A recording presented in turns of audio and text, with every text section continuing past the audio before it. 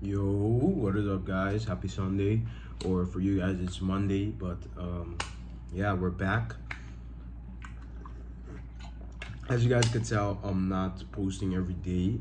I think it's just best that I post like 5 times a week. I think that's good enough because just there's some days that I just don't have content for you guys, and I don't want to force and make like a bad video, but just post it just because I have to post. You know what I mean? I still want to post like decent videos with good content in it for you guys, so that's why. Yeah, I didn't post yesterday or the day before that because I just simply didn't have content. I hardly get content in the weekends, so yeah, that's basically what I wanted to say. It's what I wanted to clarify before I started this video. But besides that, I wanted to give you guys like a pre-market forecast, and yeah, this is the last time I'm doing this, and the last time I'm giving you guys my pre-market forecast because I'm gonna be fully switching over to the VIP Discord. Right now, we set everything up, so now you guys just have to click the link in the description, and you guys can get access to the VIP Discord. You don't have to DM me or anything or my trading partner. But yeah, we're just fully switching over. We're done giving you guys the free sauce, especially my trading partner Jerome. Done giving you guys the free sauce in the Discord. We're fully switching over to the VIP Discord, and yeah, that's that. Gonna be giving all of the charting sessions, just all of the pre-market forecasts, and just weekly forecasts and everything. All the free sauce we're gonna be giving in the VIP Discord. So yeah, hope you guys enjoyed this last market recap, I guess, and or not recap, but forecasts. And yeah, so basically going into the week, as you guys can see, we had huge SMT right here, huge SMT on the hourly, or yeah, that's like 4 hour SMT, you could say. If you guys look at ES clearly did not take out that high. Look at here, so clear bearish SMT, and as you can see, we had a real bearish day on Friday, so the SMT did work out. But we didn't really have that much opportunities, in my opinion. Just shorting in here would not have been ideal, shorting in a discount. So yeah, there was really nothing in here, nothing nice, high quality for me in here. But going into the next week, first thing we have to do is look at the economic calendar. So let's do that real quick. If you go to Forex Factory, let's see. Okay, let me just change the filter real quick.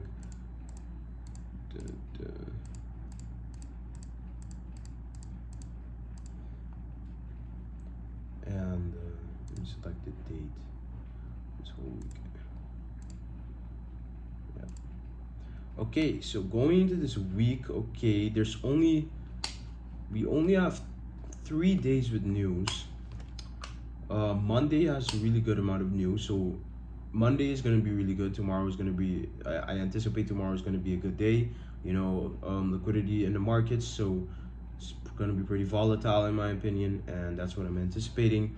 When there's red folder news, as you guys all know, I don't know why TGR gives everybody, because a lot of you guys start watching TGR boot camp and stuff like that when you guys start trading, and TGR for some reason gives like this idea that you shouldn't be trading when there's a lot of news. For example, on CPI day and NFP day and stuff like that you shouldn't be trading. But in my opinion, that's completely the wrong idea, and it's actually that those days usually have the best price action, and you just have to wait after the news, like 30, 40, or maybe an hour, minutes, or maybe an hour after the news before you can trade. But that does not mean just because we have NFP day we shouldn't be trading at all. You know what I mean? It's actually those type of days are usually the best days for you to trade, because there's a lot of liquidity in the markets, and the markets actually move, and you don't really get a lot of consolidative action. So yeah, that's where I completely disagree with TGR. I do think he's a good trader and content creator and everything, but that's where I do not agree with him. And yeah, so in my opinion, Monday is probably going to be a good day. Tuesday we do have to watch out, because Powell does speak in the PM session, and that can mean that we can have some consolidation in the morning session. So I'd look trade the overnight session, so trade in the London session. But so many people, including me, are not awake in the London session, so I'm probably not going to be trading on Tuesday if it's not the PM session. So I might tape read. I'm just probably going to tape read in the AM, And if I trade, it's going to be the PM session. I might seek some setups in the PM session after Powell speaks. But besides that, yeah. Wednesday, we don't have news, but I'm probably just going to be trading normally. Thursday, we have 8:30 news, unemployment claims. So again, good day, you know, just trading after news. And Friday, no news, but I'm just going to be trading. And yeah, so we can expect a lot of volatility in the beginning of the week. So let's see if there's some. So this is just my weekly, like, this is the first time I'm looking at the charts since Friday. So in my opinion, again, we're just consolidating. If you look at the commitment of traders data too, you know, we can expect consolidation right now. And you know, going into the week, I'm anticipating the first 2 days to have a lot of volatility. So I'm going to be looking at areas where we can reach with that volatility. And we have clear equal lows below here. We have a lot of equal lows below here. So I'm anticipating we go for these equal lows. As you guys can see right here, a lot of equal lows. This low right here, this low right here, and this low right here. All of those untapped lows, and this low right here too, that we might go for. Just mark it out for you guys. So we have a lot of equal lows below here, a lot of low resistance liquidity that we can go for with that high impact news early on into the week to set the tone. And yeah, if you look at the weekly candle, I don't know, man. Like, there's no clear direction right now, but I do anticipate we go for that liquidity, because that's like the only real thing I can really see that we might go for. You know, all of these, you know, coincidentally, all of those lows are daily lows, so that's really good too. You know, that those are significant points in liquidity that we can go for. So yeah, but we can also just not go for those lows and just keep going up. You know, since we are in a consolidative state right now, we can maybe just leave these lows for right now and just go up and then target these lows later on. You know what I mean? We don't necessarily have to go for those lows right now. But again, as you can see, we also have a bunch of low resistance liquidity on the upside.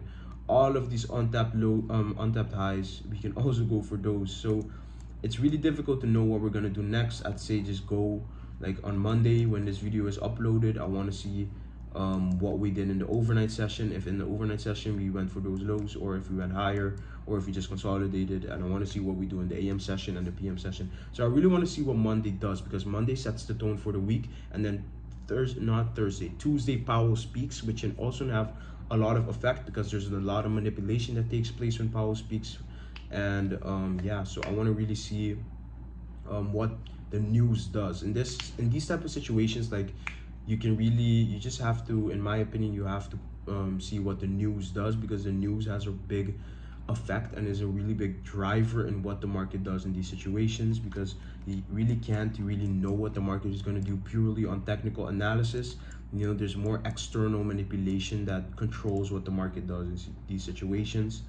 And yeah, so if we're bullish, for example, I expect these lows to get taken and also form some type of higher time frame power of 3, go for these lows, do something like this, and then go higher or whatever. But we also have to take into account that we have a lot of news with Israel and Iran going on right now. So that's also another form of external manipulation or external things that can affect the markets. You know, it can because that can affect DXY, and DXY is inversely correlated with the indices, with the index futures.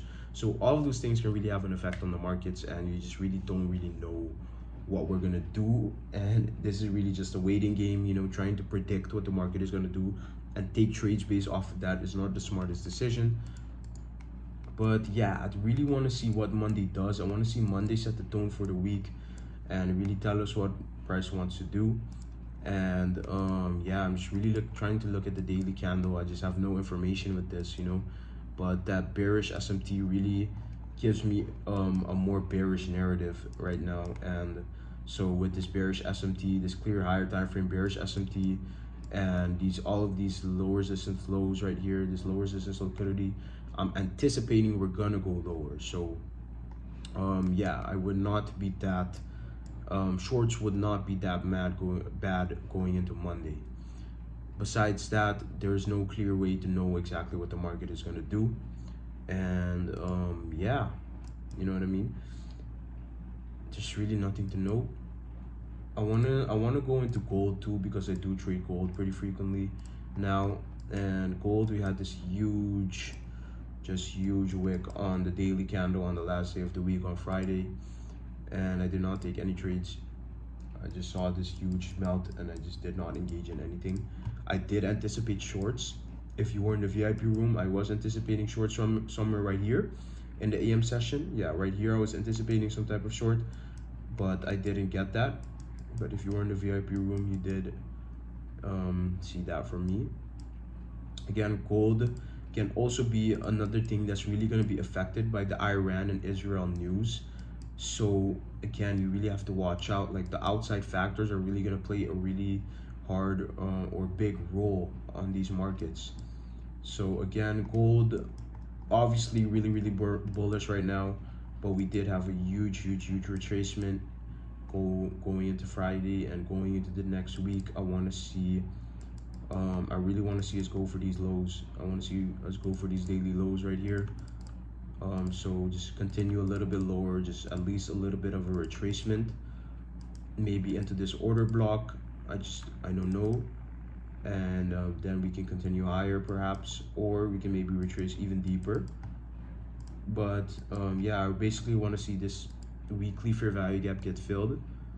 Where's the thing? I want to see this weekly fair value gap get filled right here, and us just retrace into that and maybe go higher, or we keep going lower from there.